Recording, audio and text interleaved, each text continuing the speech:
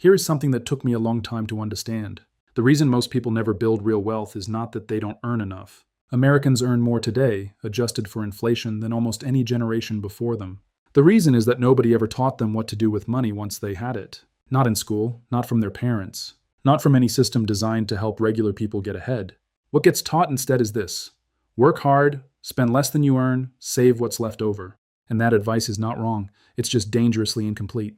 Because saving money and building wealth are not the same thing. And the gap between those two ideas is where most people spend their entire financial lives without ever crossing it.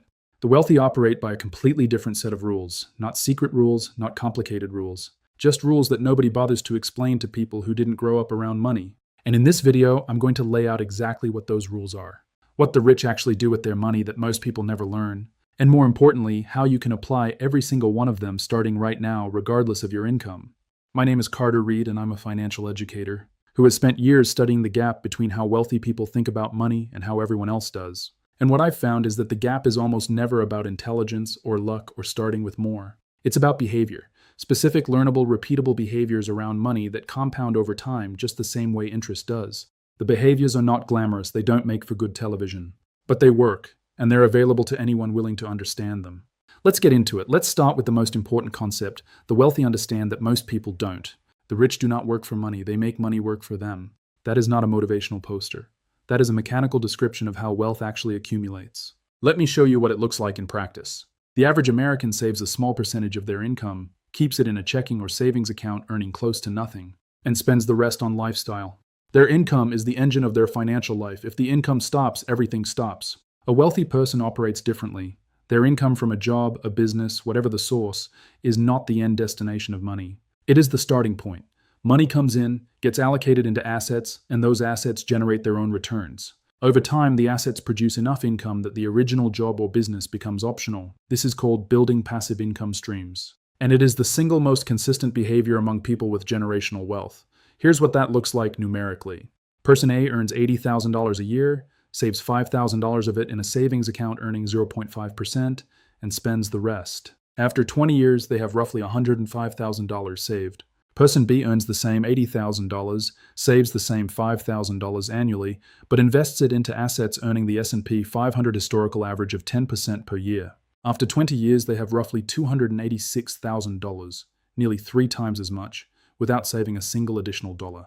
But here is where it gets dramatic. Person B's $286,000, left alone and continuing to earn 10%, generates roughly $28,600 per year in returns. That is $28,600 annually produced not by working, but by assets. At that point, money is generating money. The engine has been built. Same income, same savings rate, completely different destination. The only difference is where the money went after it was earned. Let me walk through the specific behaviors one by one, because this is the part nobody puts in a single place. The first thing the wealthy do is pay themselves first and invest the difference. This is not a new idea, but most people apply it backwards. They pay all their expenses, enjoy what's left, and invest whatever survives. The wealthy reverse the order. Investment contributions come out first, before lifestyle spending, before discretionary purchases, before anything else. The lifestyle is built around what remains, not the other way around. The practical application of this is automation. A wealthy person's investment contributions move on payday automatically. They never see the money as available to spend because by the time they think about it, it's already deployed. The second thing is that they buy assets, not liabilities. This sounds simple, the distinction is less obvious in practice. An asset is something that puts money in your pocket over time. A rental property generating rent. Stocks generating dividends and appreciation. A business generating profit. Bonds generating interest. A liability is something that takes money out of your pocket over time.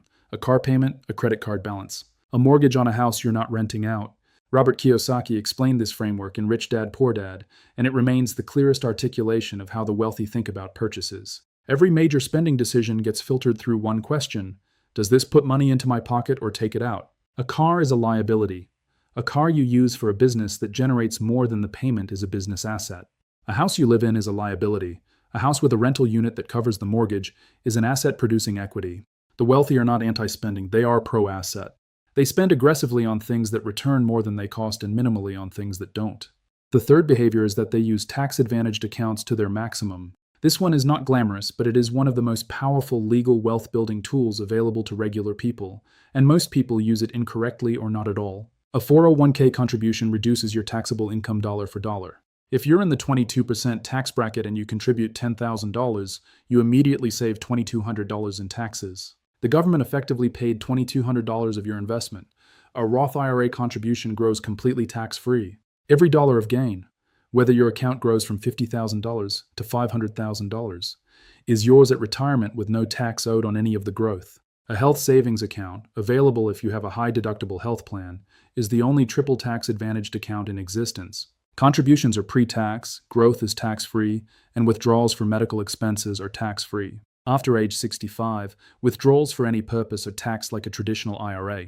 Wealthy people maximize this account and invest the balance rather than using it for current medical costs. The wealthy maximize every one of these accounts before they invest a dollar in a taxable brokerage. Paying unnecessary taxes is leaving money on the table every single year. The fourth behavior is that they protect their income. This one gets almost no coverage because it is not exciting. But losing the ability to earn income is the single event most likely to derail a wealth-building plan entirely. Wealthy people carry disability insurance. They carry adequate life insurance if they have dependents. They maintain an emergency fund, large enough to absorb genuine shocks without touching investments. The emergency fund is not just a safety net.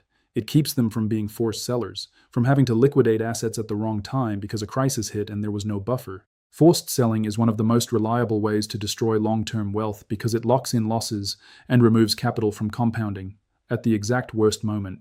The fifth behavior is that they think in decades, not months. The wealthy are almost never trying to time markets, or find the next hot stock, or make a quick return. Their investment time horizon is measured in decades, and that time horizon changes everything about how they behave when markets are volatile. When the market drops 30%, a short-term thinker panics and sells. A long-term thinker sees a 30% discount on assets they plan to hold for 20 more years and buys more. The outcome of those two responses, measured over time, is not a small difference. It is the difference between building wealth and watching it evaporate. Here is exactly how you apply every one of these behaviors starting this week. Not someday. This week. Step 1.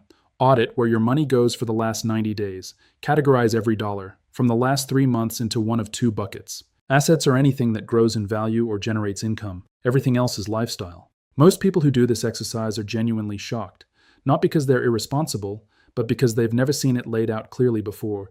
Once you see the ratio, the path forward becomes obvious. Step 2. Set your investment contribution percentage before you set your budget. Decide what percentage of every paycheck goes to investments before you allocate anything else.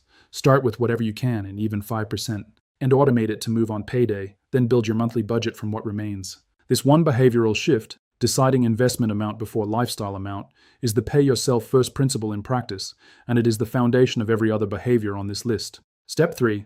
Max your 401k match this week. Log into your employer HR portal today. Find the 401k contribution settings, confirm the employer match percentage, and make sure your contribution is at least meeting it.